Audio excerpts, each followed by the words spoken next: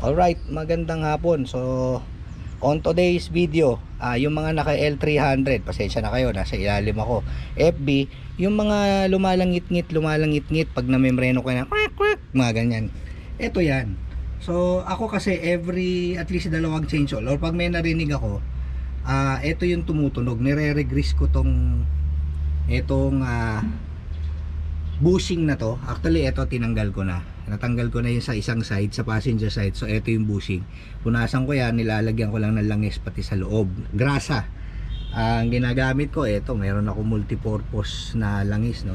So ang gagamitin yung socket dito, size 24. So luwagan nyo lang, pakita natin mamaya. So ito yung squeaking sound pagka namembreno kayo na napapansin nyo bakal to bakal ang tunog. Ito yun. So yan yung isang preventive maintenance ng L300 natin. Yan, so makikita nyo, ito na siya, yung natanggal natin, tuyong-tuyo na, wala na siyang grasa. Anyway, ito mura lang to, kung medyo sira na pwede nyo palitan. So maintenance ko lang nito, punas, tapos re-repack ko lang, at least mapasok nyo ron. Hindi ko na tinatanggal tong likod.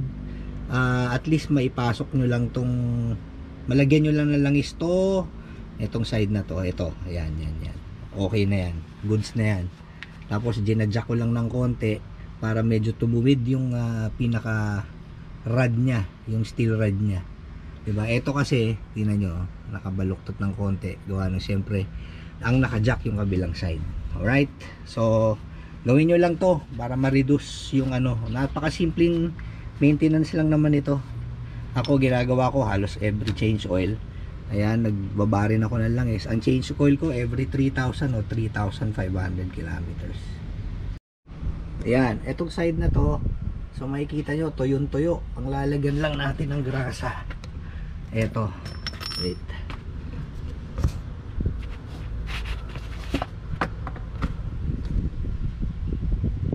Ayan.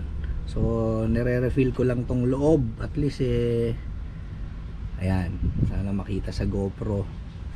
Lalagyan ko lang naman yan para ma-lessen, kumbaga pag umupo yung rubber bushing, medyo meron siyang grasa sa loob. Ayan, so ito lang yung simple maintenance ng ating L3, kasi marami ko nakikita, na-encounter ko rin to nung bago. Even bago, sabi ko bakit lumalangit. So discover ko sa kaibigan na ito lang ang solusyon. Yan.